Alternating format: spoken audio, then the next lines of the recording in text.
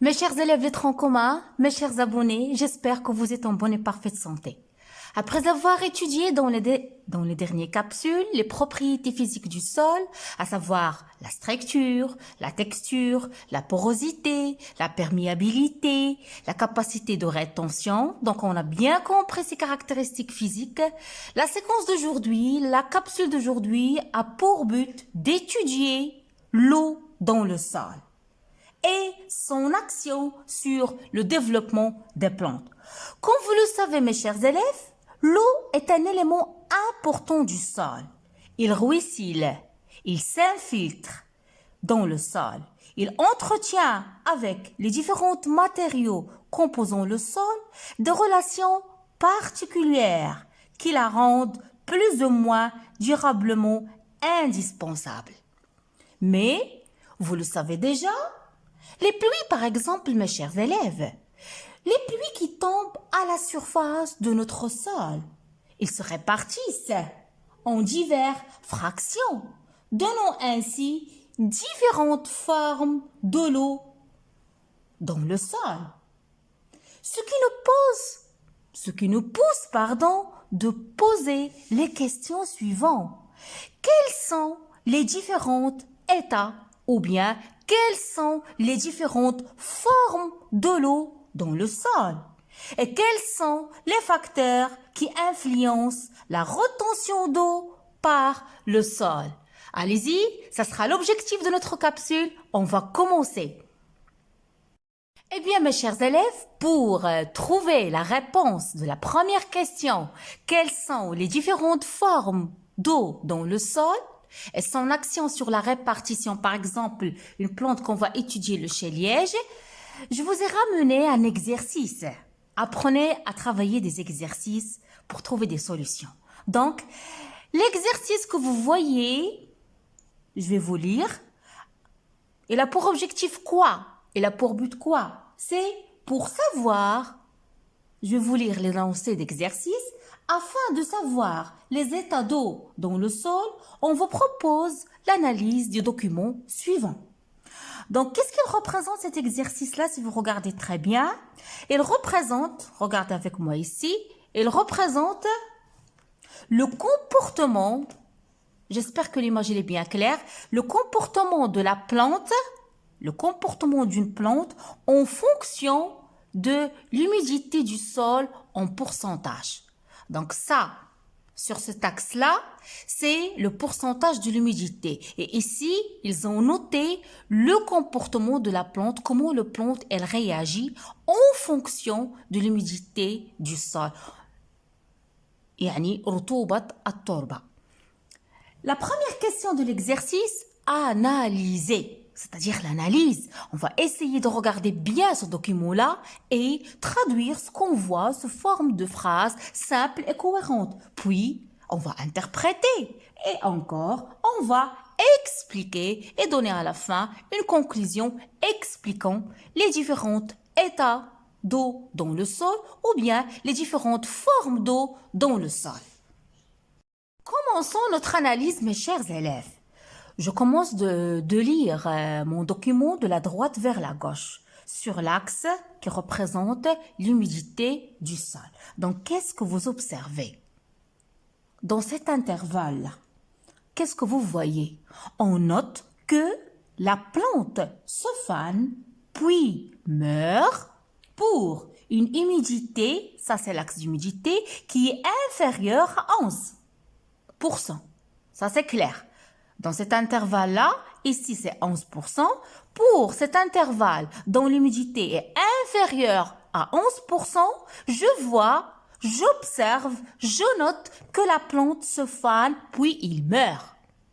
De la même manière, donc je peux rajouter ça parce que ça c'est le même résultat. De la même manière, ou bien je peux rajouter, et il meurt aussi pour une humidité qui est comment? Regardez, une humidité qui est supérieure à 21%.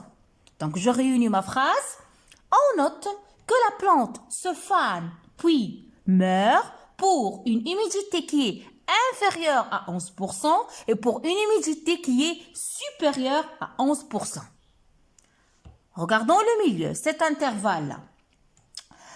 Entre 11% et 21%, dans cet intervalle-là, dans ce champ-là, qu'est-ce que je vois? Je vois que la plante présente un aspect normal, c'est-à-dire il se développe sans aucun problème. Donc ça, c'est l'analyse. On va essayer d'interpréter, on va essayer maintenant d'expliquer ça. Pourquoi? Et si la plante se fane et meurt pour une humidité inférieure à 11%, et une humidité supérieure à 21%. Et pourquoi dans cet intervalle-là, la plante elle présente un aspect normal? Quelle est l'explication? Comment peut-on expliquer ça? Donc, mes chers élèves, pour le champ 1, la fanaison de boule al-nabta, la fanaison de la plante peut être expliquée par le fait que la plante il ne peut pas absorber l'eau. Parce que sans eau, la plante ne peut pas vivre. La plante ne peut pas absorber l'eau. Puisqu'elle est occupée par des pores, mesam, dont le diamètre il est inférieur à 0,1 micromètre et il est collé par les particules terreuses du sol. Donc, dans cet intervalle-là, oui, vous allez me dire, l'eau, elle est là. Oui, vous avez raison. L'eau, elle existe, mais la plante ne peut pas l'absorber, n'a plus de force pour l'absorber. Parce que cette eau-là, quand vous voyez sur cette image-là, cette eau-là, elle est associée, ça ce sont les particules terreuses du sol, hubibat at-tin. L'eau, elle est fortement retenue, comme vous voyez, par les particules terreuses de notre sol, d'où la plante ne peut pas l'absorber. Et cette eau-là, elle se trouve dans des pores dont le diamètre elle est inférieur de 0,2 micromètre. Donc, il s'agit de quel type d'eau? Il s'agit de l'eau hygroscopique. Donc, retenez ça. Ça, c'est l'eau hygroscopique. Passons à l'intervalle 2 ou bien au champ 2. Qu'est-ce qu'on va dire? La plante, elle présente un aspect normal.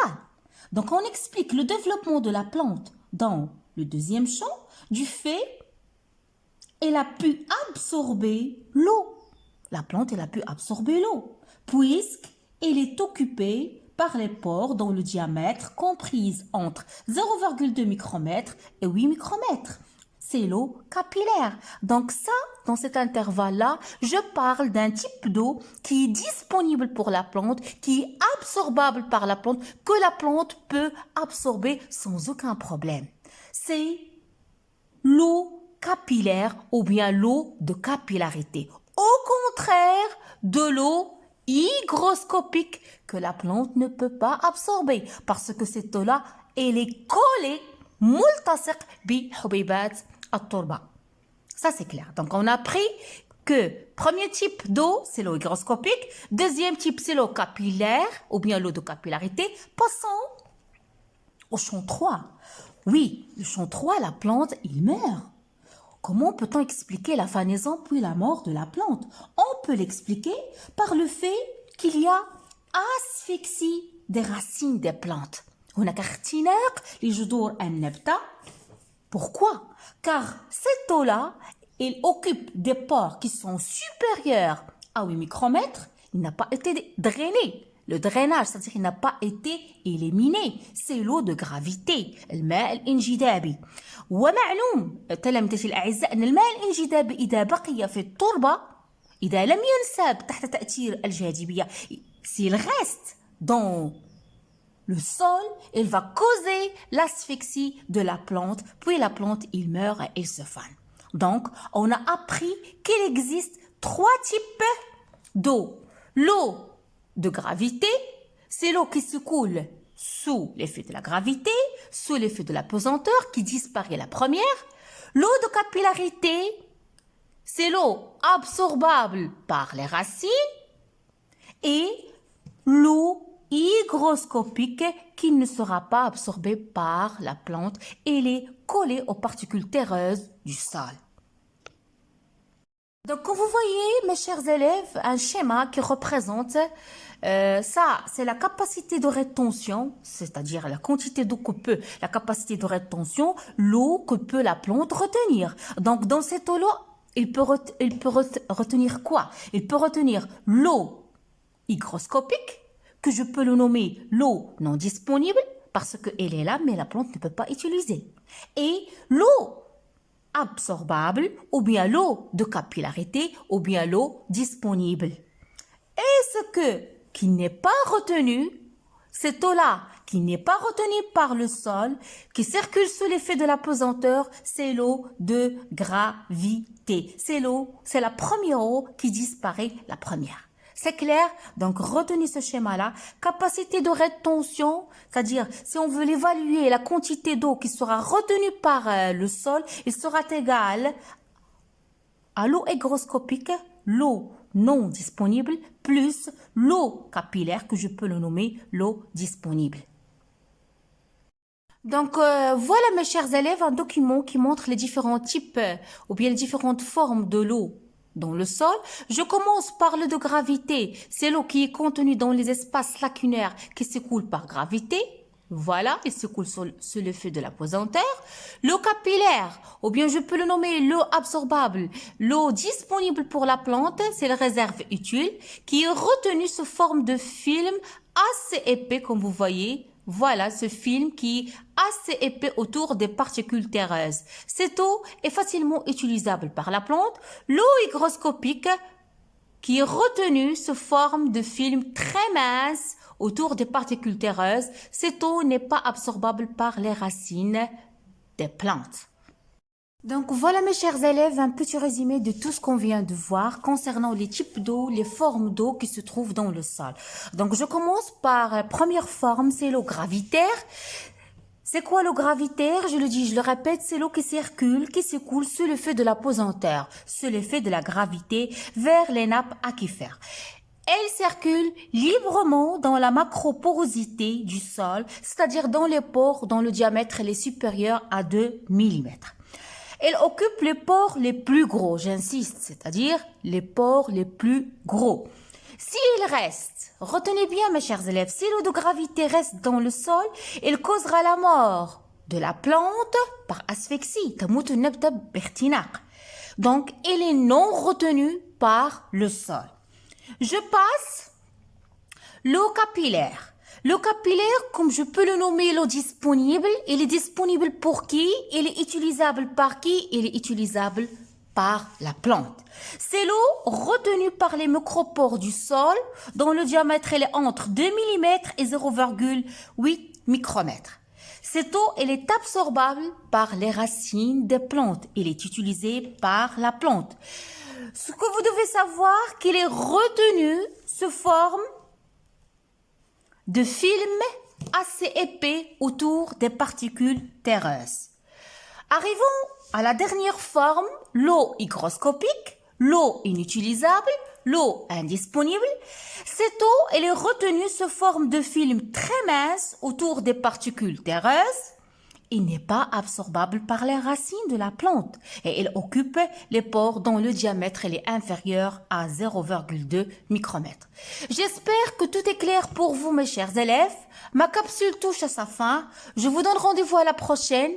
Abonnez-vous à ma chaîne. Laissez-moi des commentaires. À bientôt.